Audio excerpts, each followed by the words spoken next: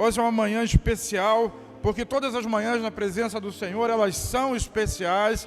Então a minha oração, o meu desejo é que essa graça, essa unção e esse poder te alcancem e também transformem a sua vida, o motivem a seguir em frente, a continuar, a perseverar, porque Deus tem coisas grandes para fazer sobre cada um de nós. Diz amém aí, irmão.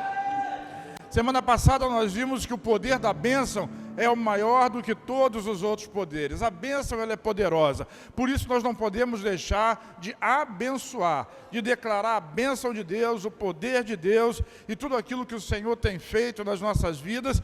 Nós podemos e devemos dar continuidade, sempre com uma palavra de bênção sobre nós e sobre todos aqueles que estão conosco. Nessa manhã, eu quero falar sobre uma bênção especial, talvez a maior de todas elas, que é a bênção do descanso. Repete comigo. A bênção do descanso. Mas a bênção do descanso é maior do que a bênção da salvação? É no sentido de que se o indivíduo não tem convicção da sua salvação, ele não descansa. E a bênção do descanso, ela faz fluir poder de Deus para cada uma das promessas que nós temos nele. E nós podemos descansar, repete comigo, descansar em cada promessa.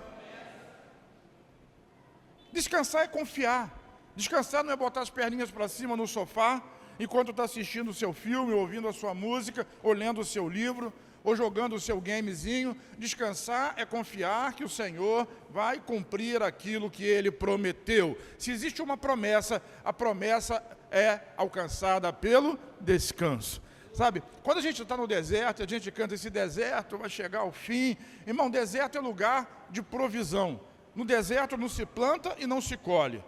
Mas quando entra na terra da promessa, lá o Senhor Deus disse, vocês vão plantar e vão colher, mas debaixo do descanso. No deserto não tinha trabalho. No deserto era só provisão, era maná, era codornizes, era água que fluía da rocha. Esse é o deserto, o suficiente para poder viver e sobreviver. Mas quando entra, repito, na terra da promessa, ali passa a ter trabalho, mas é um trabalho direcionado e abençoado por Deus. Então é o lugar de descanso, onde Deus abençoa o trabalho das suas mãos. Diz amém? É isso, feliz serás, diz a palavra, e tudo, diga comigo, tudo te irá bem. Então descanse no Senhor. Vamos à palavra então, e talvez o texto mais importante que fale a respeito do descanso, nós vamos usar como base para essa meditação nessa manhã, Salmo 91, versículos 1 e 2, que diz assim, aquele que habita no esconderijo do Altíssimo, à sombra do Onipotente, descansará. Direi do Senhor, Ele é o meu refúgio, a minha fortaleza, o meu Deus em quem eu confio. Então essa é a palavra de Deus, é o salmo que o Senhor nos dá e que muita gente deixa aberta a sua Bíblia na cabeceira da cama ou na estante da sala com essa palavra, que é uma palavra de proteção, que é uma palavra de cuidado, que é uma palavra de bênção, e de fato é tudo isso. Então nós podemos ver que para viver debaixo dessa proteção de Deus, desse cuidado de Deus, é preciso descansar nele. Repete comigo, descansar nele. O descanso é fundamental, porque descansar, como eu já disse anteriormente, descansar é confiar. Eu não vou penetrar aqui, aprofundar na palavra teologicamente, mas eu queria trazer alguns aspectos que eu julgo ser muito importantes. Nós vemos aqui pelo menos três nomes de Deus apresentados para o povo ali descansar. Então ali você vai achar, se você voltar ao texto, no versículo 1, diz esconderijo do Altíssimo. Altíssimo é um dos nomes de Deus. Diz a sombra do Onipotente. Onipotente é um outro nome de Deus. E diz assim, direi do Senhor, é um outro nome de Deus. Altíssimo é El Elyon. Onipotente é El Shaddai. Senhor é Jeová, ou Yehová, como diz no hebraico. E cada um desses nomes tem um significado. Então nós temos aqui El Elyon, é o Deus que é superior, diga acima. É o Deus Altíssimo, sobre todas as coisas. E quando ele fala de El Shaddai, ele está dizendo que ele é aquele todo Todo-Poderoso, onipotente, que pode todas as coisas. E quando fala Jeová, ou Jeová em português, ele está dizendo aquele que é, diga aquele que é. Então, se existe uma promessa de Deus de descanso, ela é garantida triplamente só no primeiro e segundo versículo do Salmo 91, diga assim, o Deus que é acima. Então eu descanso no Deus que é acima de todas as coisas, acima de qualquer problema, acima de qualquer crise, acima de qualquer situação. E não é só isso, ele não está simplesmente acima porque ele mora na cobertura, ou está andando de avião, ou no foguetinho do manso. Não, ele é também todo-poderoso, diga todo-poderoso.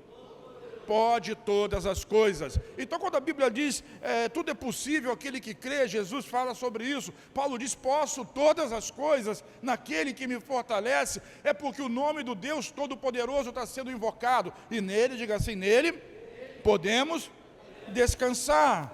E não para por aí, direi do Senhor, direi de Jeová, ele é aquele que é, digo Deus, presente. Deus presente na sua luta, na sua vida hoje. Por isso, nesse tripé, nós podemos confiar e saber que Deus é conosco. E esses três apontam para um, que lá no final do Salmo 91 diz, mostrarei a minha salvação, que é Yeshua. Lhe darei longevidade, longuras de dias, e lhe mostrarei a minha salvação. Quem descansa no Senhor acaba encontrando a salvação, porque o esconderijo do Altíssimo não é um outro lugar, senão nos colocarmos debaixo da cruz de Cristo e do sangue do Senhor Jesus, que nos protege. Coloca para mim a imagem da arca, por favor. Eu trouxe aqui para vocês uma imagem que é representativa desse lugar. Que lugar? Diga, o esconderijo de El Elyon. Isso, a sombra do Todo-Poderoso. Isso, ali é a presença do Senhor, ali Jeová está. Então quando você olha para a arca e tem os querubins ali com as suas asas abertas, e tem aquela lâmina de ouro, aquilo ali é uma parte de madeira coberta com ouro, uma lâmina de ouro que vai de um lado ao outro da arca. Naquele lugar a Bíblia chama de propiciatório. Repete. Por quê? Porque ali o sangue do cordeiro era derramado, e quem estava naquele lugar, no propiciatório, debaixo das asas dos querubins, ali é o lugar seguro, ali é a sombra do onipotente. Toda a arca representa Jesus, e aquele lugar representa onde o sangue é derramado. Diga assim, eu sou coberto pelo sangue. E o que significa? Que você pode descansar no maior de todos os poderes que existem nessa terra, nesse universo, e em tudo aquilo que nós conhecemos e aquilo que nós ainda não conhecemos, mas vamos conhecer. Exatamente. Então existe algo que nos faz descansar e confiar, e esse algo é justamente a cruz de Cristo. Diga a cruz. Então repete, a cruz entre a morte e a vida. No livro de Êxodo, eu queria voltar lá para a gente poder ter mais um pouquinho de revelação a respeito desse lugar de descanso e por que nós podemos descansar. No livro de Êxodo, quando nós analisamos a última praga, que é a morte dos primogênitos. Então, na última praga, na morte dos primogênitos, nós vamos ver aqui o que diferencia entre os egípcios e o povo de Israel. Os egípcios, que nós julgamos pecadores, e o povo de Israel, que nós julgamos santos, mas que não é bem assim que acontece. O diferencial não está no comportamento, mas o diferencial está no sangue. Diga, sangue. O diferencial é o sangue, é a obra de Cristo, é o cordeiro que foi morto, e a fé nesse cordeiro. Êxodo capítulo 12, versículos de 3 a 7, e depois 12 e 13, diz assim, dizei a toda a congregação de Israel. Vire para quem está ao seu lado, diga assim, diga para todo mundo. Aos 10 desse mês, tome cada homem um cordeiro para a sua família, um cordeiro para cada casa. Olha só que profecia extraordinária. De noite não vai ter isso, mas é um cordeiro. Jesus, ele está interessado na sua casa, na sua família, e ele é mais do que suficiente para salvar, para restaurar, para curar e para prosperar a sua vida, a sua família e a sua casa. Um cordeiro para cada casa. Mas, versículo 4, se a família, porém, porém, for pequena para um cordeiro, ou seja, o cordeiro nunca é menor do que a necessidade, mas às vezes ele é muito maior do que a sua necessidade. Por isso, nele nós podemos descansar. E o que ele diz? Se a família, porém, for pequena para um cordeiro, então convide, diga, convide. Convide o seu vizinho mais próximo, conforme o número de pessoas, conforme o que cada um puder, diga, comer. Fareis a conta para o cordeiro. O cordeiro ou o cabrito será sem defeito, um macho de 1 ano, o qual tornareis ou tomareis das ovelhas ou das cabras. Então o cordeiro nunca é inferior, mas ele é maior. Se a sua família é muito pequena, convide a família do lado, reúna com a família do lado, porque o cordeiro e o sangue do cordeiro, ele vai cobrir a sua casa, vai cobrir a família do seu irmão, e aí sim, você poderá estar num lugar de descanso, porque a iminência daquele problema era o anjo da morte passar, e a promessa era de que todos os primogênitos haveriam de morrer, desde o primogênito do rei até o primogênito da cabra, do boi ou da ovelha, dos animais, todos morreriam naquela noite. Mas, diga comigo, mas, os que estiverem, debaixo do sangue, todos esses serão poupados. Sabe, quem é que está debaixo do sangue hoje? Pergunta para quem está do seu lado, você está debaixo do sangue? Está debaixo do sangue. Quem está debaixo do sangue é poupado da ira de Deus.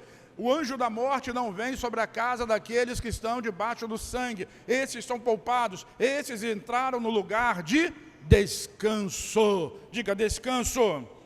Isso é extraordinário, irmão. Ele diz assim no versículo 7, tomarão do sangue e porão em ambos os batentes e na viga da porta, nas casas em que comerem. Naquela noite passarei pela terra do Egito e ferirei todos os primogênitos da terra do Egito, desde os homens até os animais, e sobre todos os deuses do Egito executarei juízo. Eu sou o Senhor. Lembra do que nós vemos lá no Salmo 91? Eu sou o Senhor, Jeová, eu sou o Deus que é, eu sou o Deus presente. O sangue vos será por sinal nas casas em que estiverdes. Vendo o sangue, vendo o quê?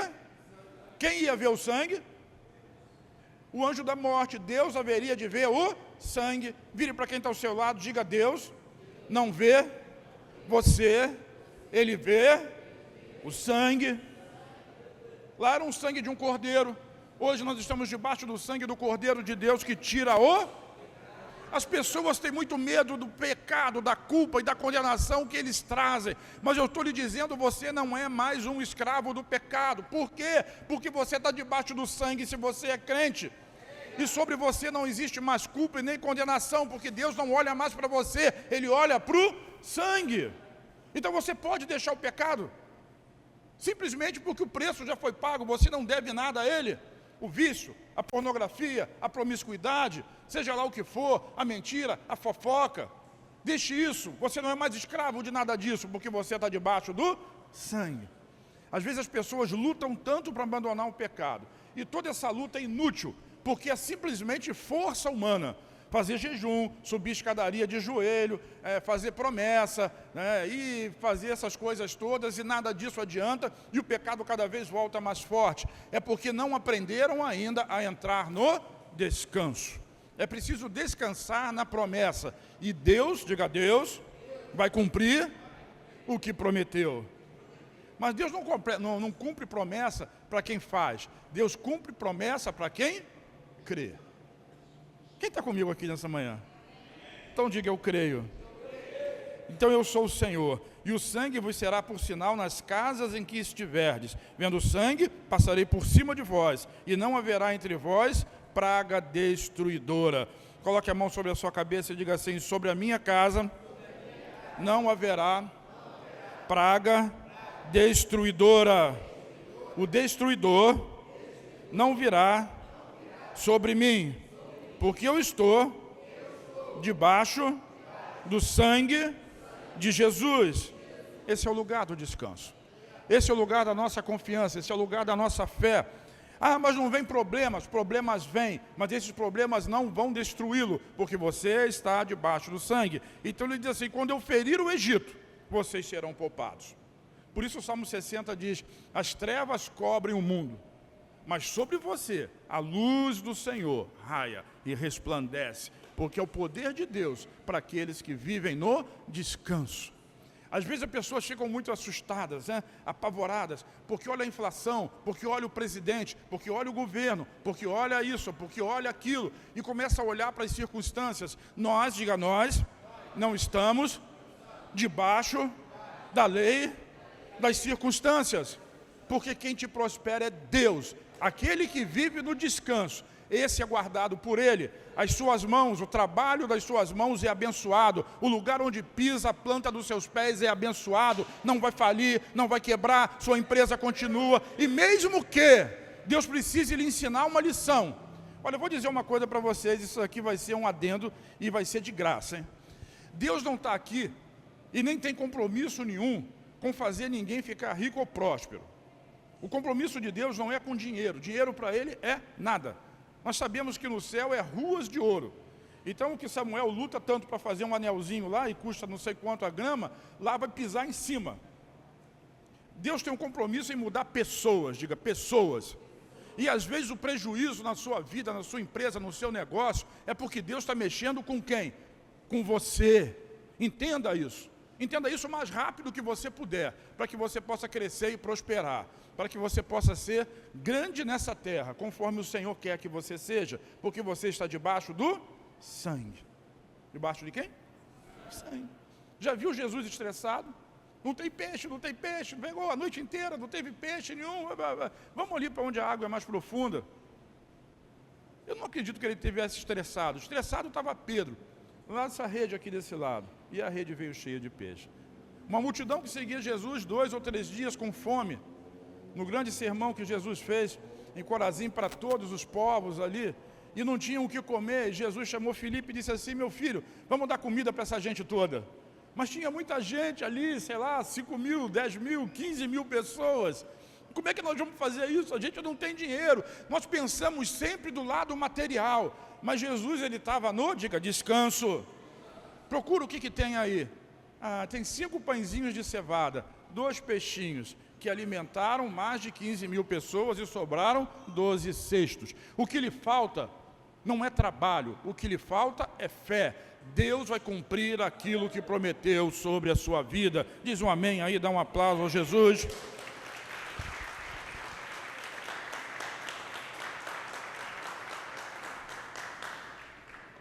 Mas eu não estou vendo. É porque Deus está mexendo com você. Talvez Ele esteja colocando colírio. Lembra da igreja do Apocalipse? Coloca colírio nos olhos para que você possa enxergar direito. Laodiceia. Coloca colírio. Compre de mim ouro refinado. Para de ficar comprando Bitcoin. Eu não estou dizendo que você não possa comprar Bitcoin, mas a sua confiança não está no real, no dólar, no Bitcoin, na bolsa de valores, nem na empresa que você abre. A sua confiança precisa estar no Senhor. É Ele que faz o milagre, é Ele que faz a coisa acontecer, é Ele que faz. Você que é vendedor, não tem um tostão, mas quando chega no último dia do mês, as vendas vêm, igual um tsunami, você prospera e é o melhor de todos da empresa. Isso não vem de você, isso vem dele, isso é o lugar de descanso. O Salmo diz: não adianta levantar de madrugada e dormir tarde, comer o pão de dores, se o Senhor não abençoar, tudo isso é inútil. Não estou dizendo que você vai ficar com as perninhas para cima, esperando a coisa acontecer, mas você vai trabalhar direcionado, confiante, porque Deus vai abençoar a sua casa. Eu digo amém para isso. Por quê? Porque você está debaixo do sangue. Bota aquela imagem da porta, por favor. Eu trouxe uma para você ver aqui, a foto não é muito bacana, mas olha que os umbrais da porta, o sangue pintado, pintava de um lado, do outro, e em cima. Diga, em cima, de um lado e do outro. Aí forma, a cruz foi feita depois, obviamente não estava lá, mas forma o símbolo da cruz. Então, quando o anjo da morte passa, o que ele vê? O sangue. O que ele vê? A cruz. E todos que estão lá dentro estão protegidos. E todos que estão do lado de fora estão...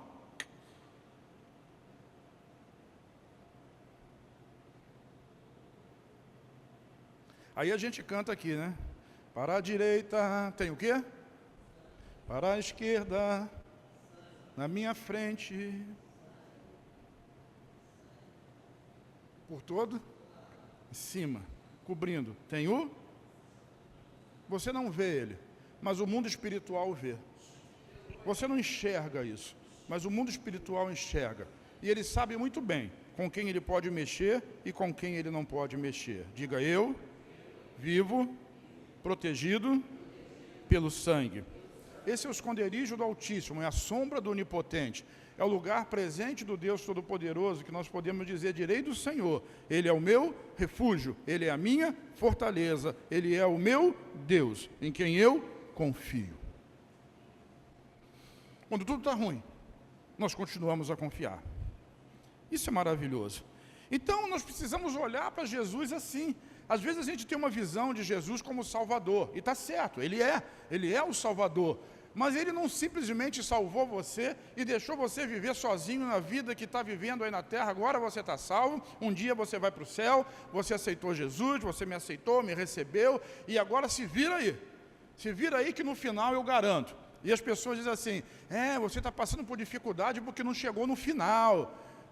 Porque não chegou no final vai ter a bênção, e terá mesmo, mas Deus não largou você sozinho na vida para correr atrás de tudo aquilo que Ele já trabalhou e já prometeu para você, porque todo o trabalho foi feito por Ele. Então nós precisamos olhar para Jesus não apenas como Salvador, e repito, Ele é, mas olhar para Ele também como pastor. Diga: pastor. Eu gravei um vídeo ontem lá na rede social, falando a respeito disso, porque os pastores, eles são muito atacados, e muitas das vezes são atacados com razão, com motivo, mas nós precisamos olhar sempre para o sumo pastor, e só existe o falso porque tem o verdadeiro, só existe a cópia porque tem o original. Então existe um original, o original é Cristo, nós somos a semelhança dele, e aqueles que pervertem essa ideia, eles pagarão o preço por si só. Por isso a promessa de Deus pelo profeta Jeremias é: dar-vos-ei pastores segundo o meu coração. Se ele disse que vai dar pastores segundo o coração dele, é porque existem de fato pastores que não estão segundo o coração dele, mas nós precisamos olhar para Jesus como o sumo pastor. Pedro fala a respeito disso, 1 Pedro capítulo 2, versículo 25, diz: pois vocês eram como ovelhas desgarradas, mas agora, diga agora, se converteram ao pastor. Diga: pastor. Esse pastor aí com P maiúsculo é o sumo pastor e bispo das suas almas. Pastor é aquele que cuida, diga cuida, alimenta, supre todas as necessidades da ovelha. A ovelha não cuida de pastor, pastor cuida da ovelha.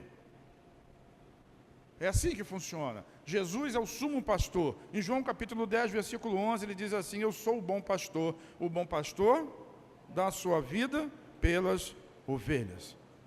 Entende? Não vai querer que o seu pastor vá para a cruz do seu lugar.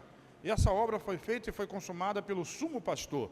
Nós estamos aqui como pastores para representá-lo, para apresentar a palavra dele, para que você siga a verdade, e a verdade é o Senhor Jesus. A graça e a verdade vieram por Jesus. Ele disse: eu sou o caminho, siga, eu sou a verdade, ouça, eu sou a vida, desfrute. Então nós estamos aqui para apontar essa realidade para a glória de Deus.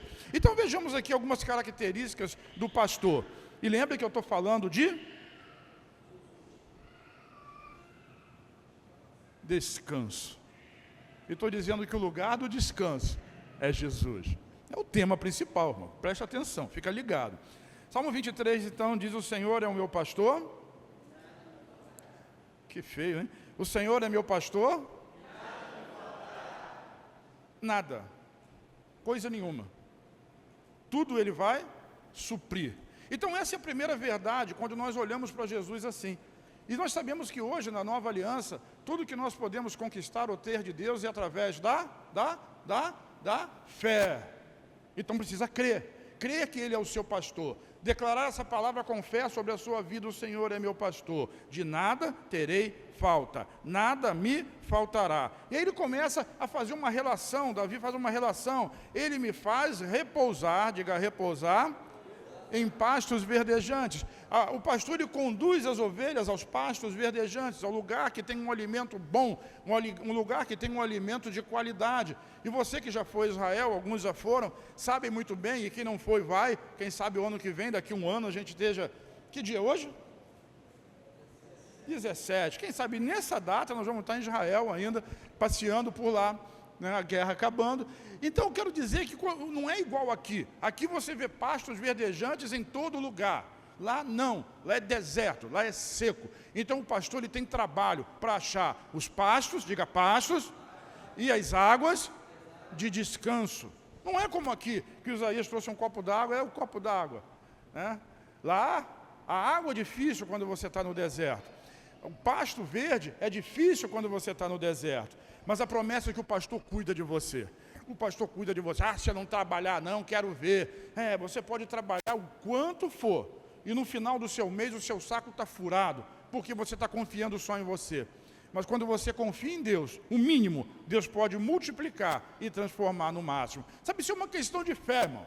Não é uma questão de visão, não é uma questão de tangível, palpável, que até se torna, mas ele nos leva a pastos verdejantes e também nos leva às águas de descanso, aonde tudo é suprido. O que uma ovelha precisa? Proteção, comida e água. E o que ela fornece? Alimento, lã para o pastor. É disso que eu estou falando. O pastor cuida das ovelhas. Jesus é esse pastor. E diz mais, o versículo 3, refrigera-me a alma. Isso fala de renovar. Diga, renovar o vigor. Renovar o vigor da pessoa, do desanimado. Ele levanta quem está desanimado. Ele não deixa o camarada cair, esmorecer. Mas ele está ali, se você olha para Jesus como seu pastor, ele está ali para te levantar, para te erguer, para te colocar de volta no caminho certo, com o ânimo certo, com a proteção certa. Ainda diz assim, guia-me pelas veredas da justiça. Diga, caminhos de justiça. Não da justiça própria, daquilo que a ovelha acha que ela merece, mas da justiça de Deus. Porque o final do versículo 4 diz assim, como é que diz lá? Por amor, final do versículo 3, por amor do seu nome. Porque tudo vem dele. E você caminha no caminho da justiça, você é conduzido a águas tranquilas, você dorme, se deita e come em pastos verdejantes, porque Deus tem cuidado de você. Então vire para quem está ao seu lado e diga assim, descanse no Senhor, descanse no Senhor. E ainda, versículo 4 começa assim, né? Ainda que você vacile, ainda que você pise na bola, ainda que eu ande pelo vale da sombra da morte. E vê que aí há uma diferença, porque não tem a ver com Jesus, o bom pastor, te conduzindo pelo vale da sombra da morte. Mas tem dizendo, ainda que eu. Você faça uma escolha errada, desvie-se do caminho, entre pelo vale da sombra da morte. Ele diz assim, ainda assim você pode descansar. Não temerei mal algum. Por quê? Porque tu estás comigo. A tua vara, o teu bordão e o teu cajado me consolam. Preparas uma mesa na presença dos meus adversários. Unge a minha cabeça com óleo e o meu cálice transborda. Então essa é a promessa de Deus. Mesmo quando nós andamos pelo vale da sombra da morte, pelos caminhos tortos, pelas escolhas erradas, ainda assim o bom pastor, nós podemos descansar nessa promessa. Ele está cuidando de você. Talvez você não perceba no meio da crise, mas no meio da crise, Deus está lá. Diga, Ele está lá. Isso, Ele está lá. E Ele faz o seu cálice transbordar. Mas olha que para um cálice transbordar, essa caneca está pelo meio. Eu não vou colocar água até fazê-la transbordar, para não fazer uma sujeira aqui. Mas se eu for colocando água transborda assim, Deus quer fazer com você. Ele quer acrescentar, diga acrescentar. Até que tenha tanto, diga tanto, mas tanto que transborde. Diga, transborde.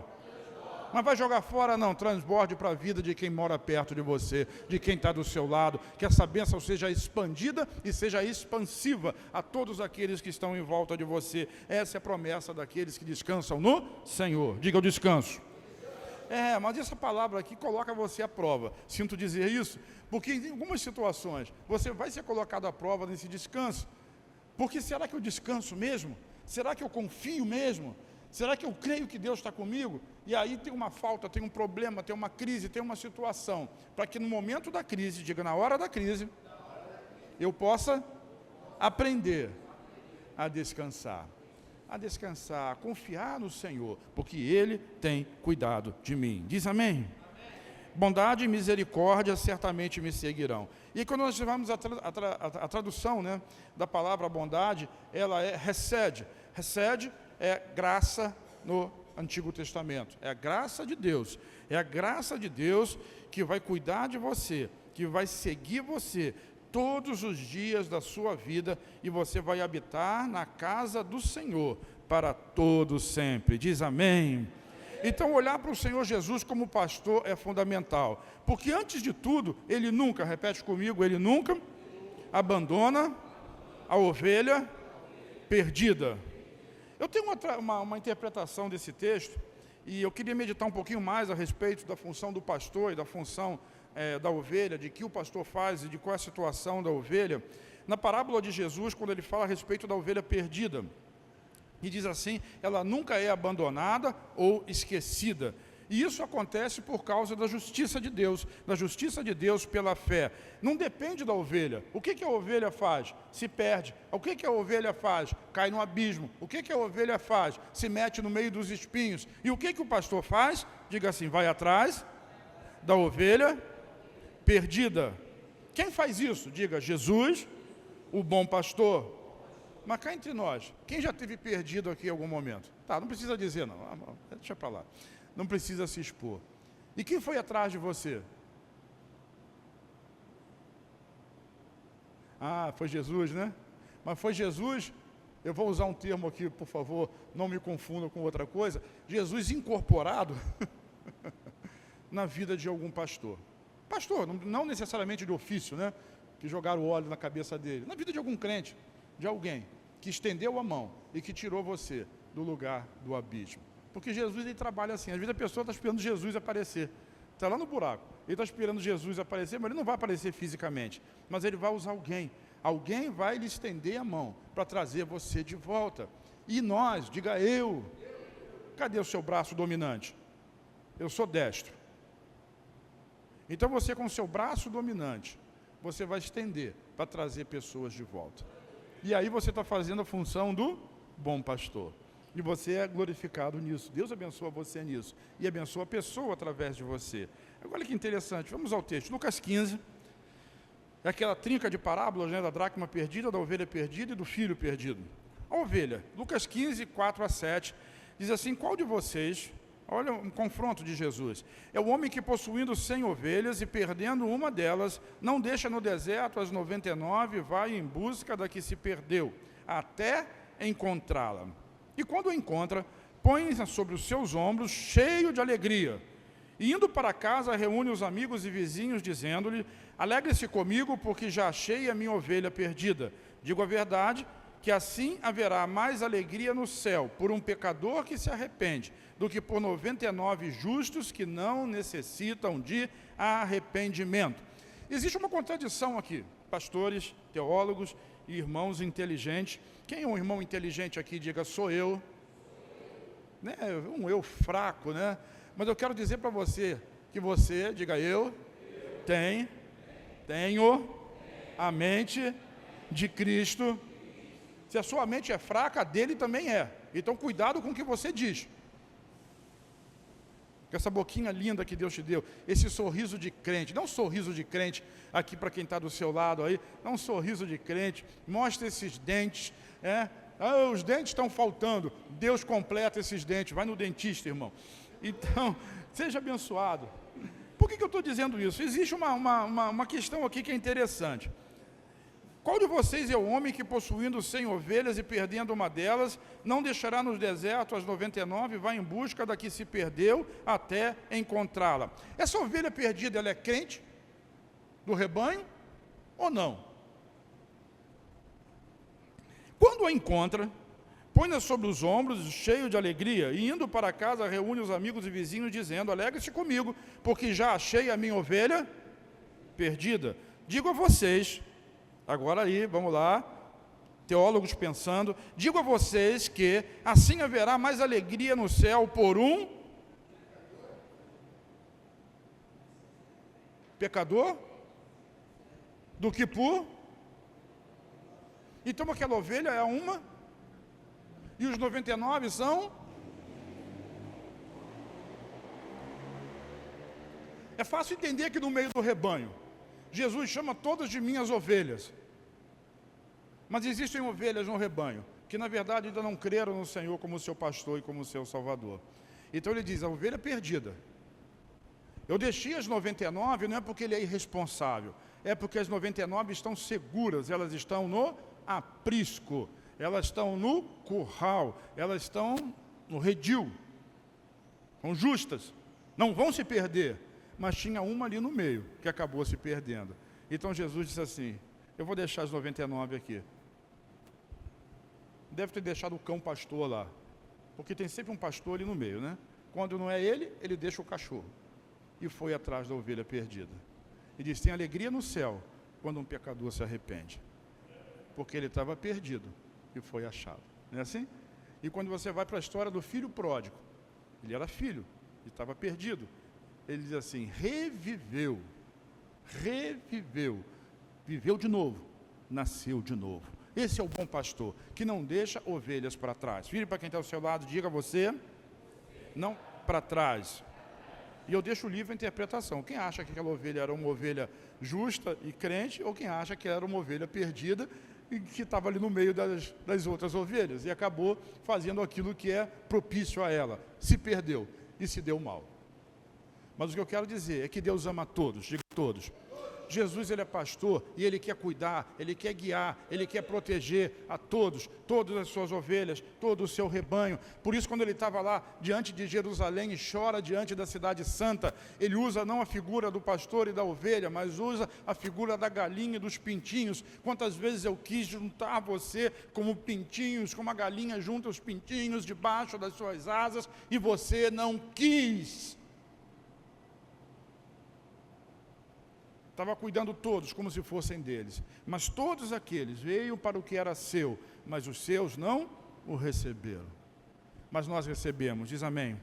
Nós estamos debaixo do sumo pastor, e se em algum momento você já foi uma ovelha perdida, hoje você é uma ovelha justa, justificada, dentro do redil, dentro do rebanho, dentro do aprisco, você não vai se perder. Creia que você está sendo guiado pelo vale da sombra da morte, mas já achou o caminho de volta para o vale da vida e da prosperidade e da provisão, diz amém.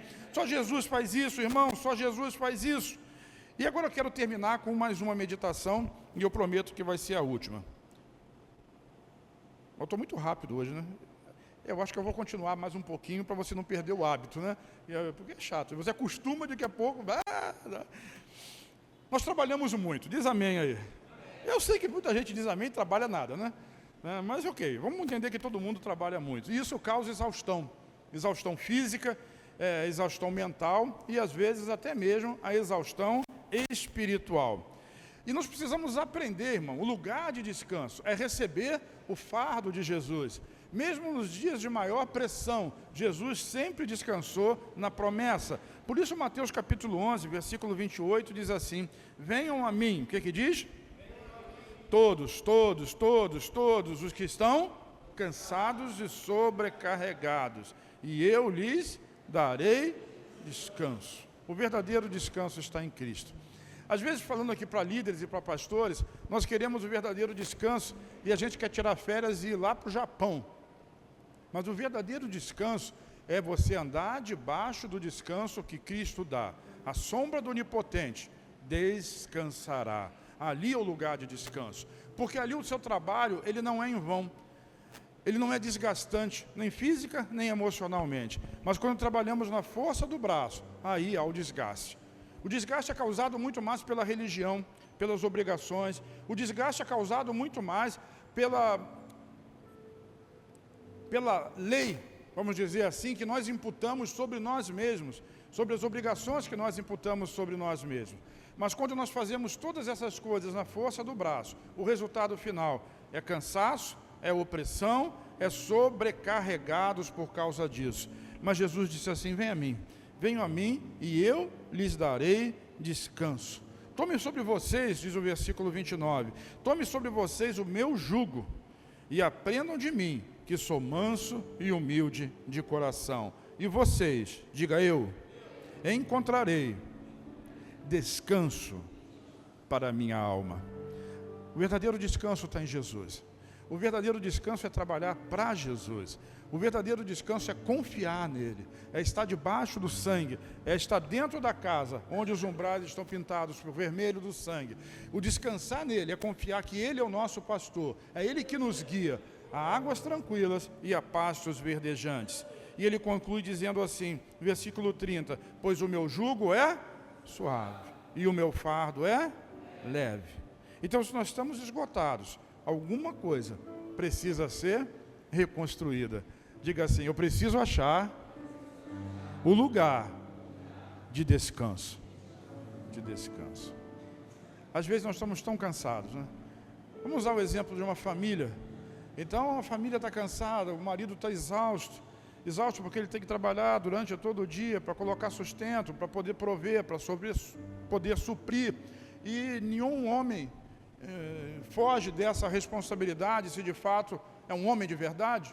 E não estou falando aqui de opção sexual, deixo bem claro, mas da postura que o chefe de família precisa ter, o provedor da casa. Então ele não foge da sua responsabilidade. Não vai fazer isso.